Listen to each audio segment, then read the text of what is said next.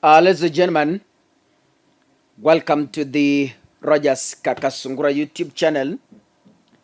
Before I move into politics, I want to say we are making progress in the story I did. Kuna mama nilifanyia story jana ambaye ni mama mjane na aliachiwa watoto 10 na binti zake. Tulimtembelea jana na watu wakalia machozi, na nashukuru kwa sababu wengi mmejitokeza, though wengi mumetuma support yenu mkasema kaka usinitaje, and I respect that. I won't mention your names. I want to report that yule mwanafunzi ako form 1 amelipiwa school fees ya mwaka mzima. Pesa ilikuwa deposited jana kwa shule. We have a confirmation message na amelipiwa the whole year ya form 1, na huyo well-wisher amesema kwamba ataendelea kumsupport hadi amaliza form 4. Number 2, kuna well-wishers walitutumia mabati. Kuna mtu mmoja alijitolea akatuma mabati yote 30. Though we are thinking kwa sababu kuna watoto wengi to increase hiyo nyumba at least ifike ya mabati 35 hivi ndio ikue kubwa, so that watoshe ndani, but then we'll see that later. Kwa hivyo nashukuru sana kwa wale mmejitolea. Kuna watu wametutumia pesa ambao tumetumia leo tumeenda kwa ground, tumebomoa ile nyumba kidogo, mahali tutaweka nyumba ingine juu. Tumepika foundation, tumelima pale na vijana, tumelima foundation pale kabisa, na sasa tuko tayari. Wale vijana tumewalipa part of the cash you donated, kwa sababu huko kila kitu ni kununua, kila kitu ni kulipa. Alafu tulitafuta fundi tukapata, na tunashukuru kwa kazi ambayo imefanyika. Wale mlitutumia mafuta ya gari tunashukuru sana. So bado tunaendelea na donation.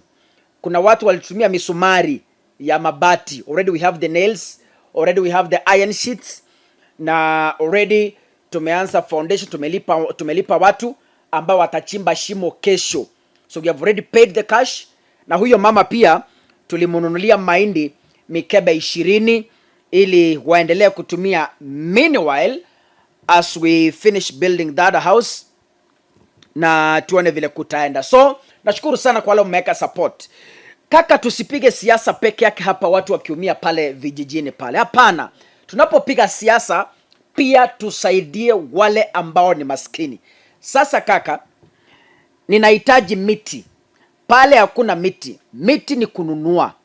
Tunahitaji miti miwili ambayo itapasuliwa, ile miti ya kusimamisha, alafu na frames za juu. Kwa hivyo mti mmoja tuliambiwa is around 8,000 shillings. So times 2, that is 16,000 shillings. Ukiweka na ukilipia mashini pia ya kupasua, so itatupeleka kitu kama around tuseme 24,000. Kwa hivyo mtu anitumie 24,000, nitashukuru sana, ili kesho tuende pale tulipie miti ianze kupasuliwa mbao, so that Monday tukienda ni kusimamisha miti na kuanza kuweka nyumba na kila kitu tumalize.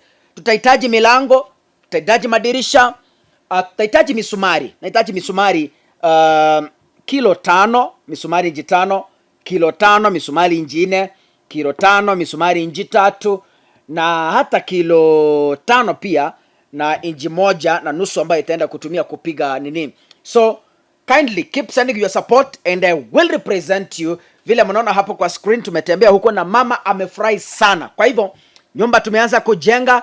Keep sending your support and God will highly bless you so much.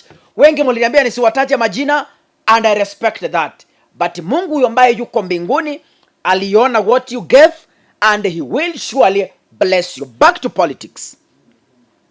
Kaka, let me say this, kwamba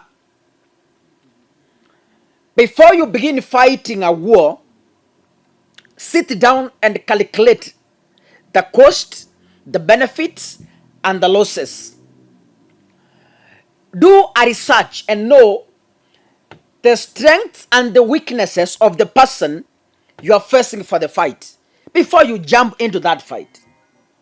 Now, Rigathi Gachagua is up fighting every individual in the central Kenya. He is up fighting the Kenyatta family. I am going to put that in a separate video. But today, I want to focus the fight in Jubilee Party. Gachagua is using money by all means possible to cut off Jeremiah Kioni and replace him with Kanini Kega as the Secretary General of Jubilee Party.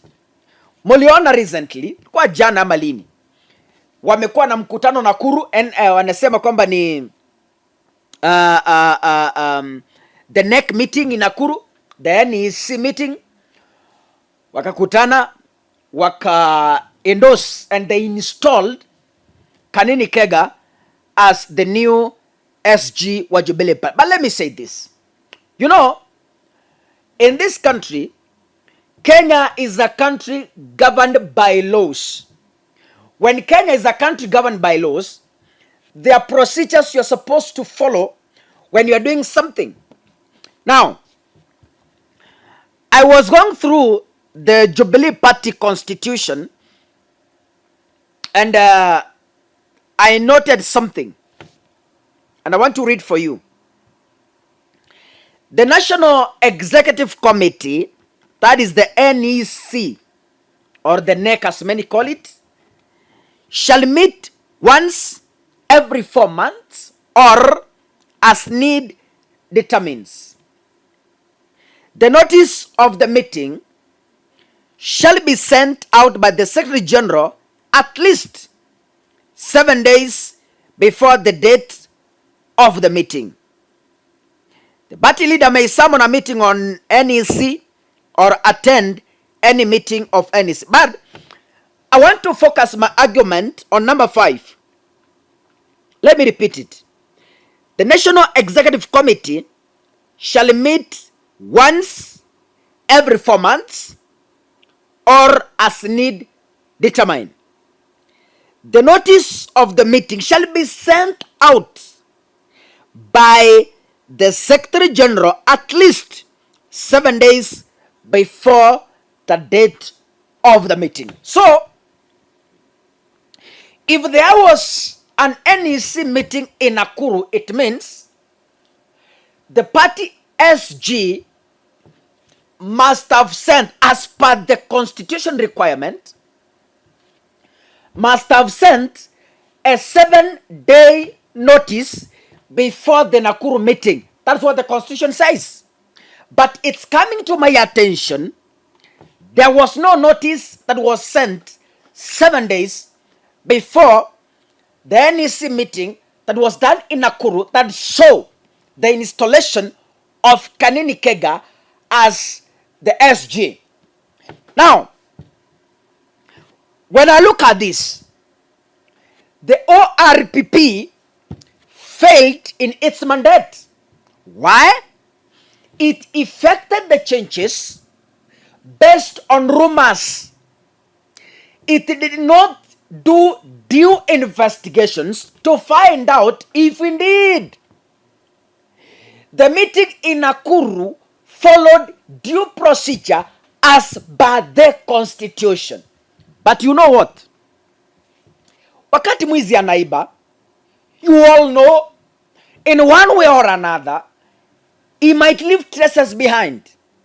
And those traces will be used against that particular thief or killer. Now, and I know, this is, you know, Kaka, this is an analysis. This is an opinion. It's not a confirmation. But I want to believe, in all what you are seeing, I am very sure the person behind this, the person sponsoring this, is Rigathi Gachagua, because he wants to force himself into the people of Central Kenya, and a good number of the people do not want him.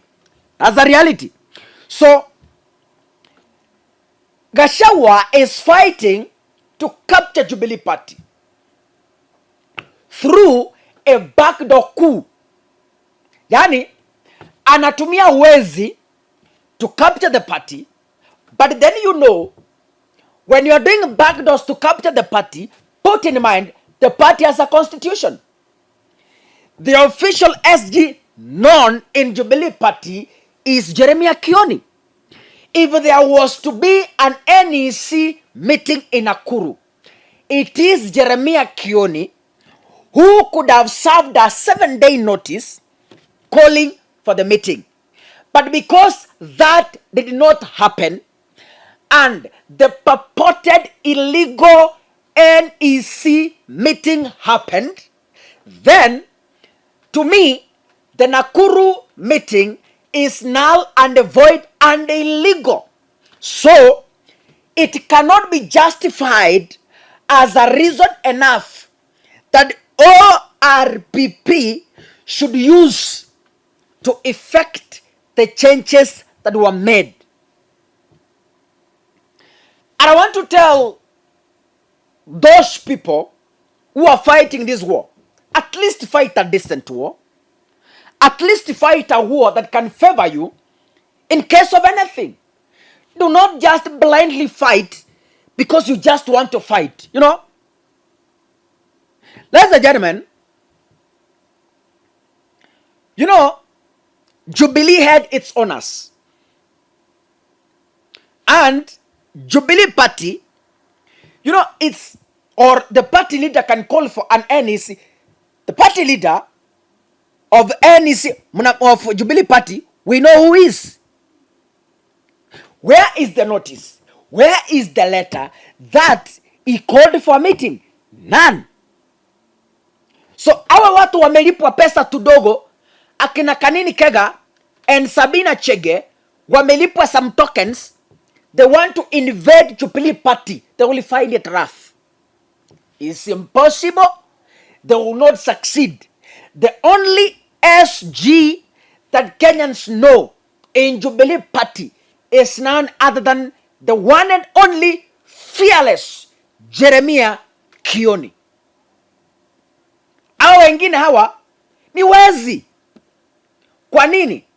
Hawa watu wamelishwa pesa tudogo na Rigathi Gachagua ili wakuje kujionyesha, but in real sense this is dead on arrival. Ladies and gentlemen, we shall see how this is going. Jeremiah Kioni gave a statement one day ago, and I will be analyzing that statement in my other videos. But as of now, I want to wish you the very best. God bless you. See you in the next video.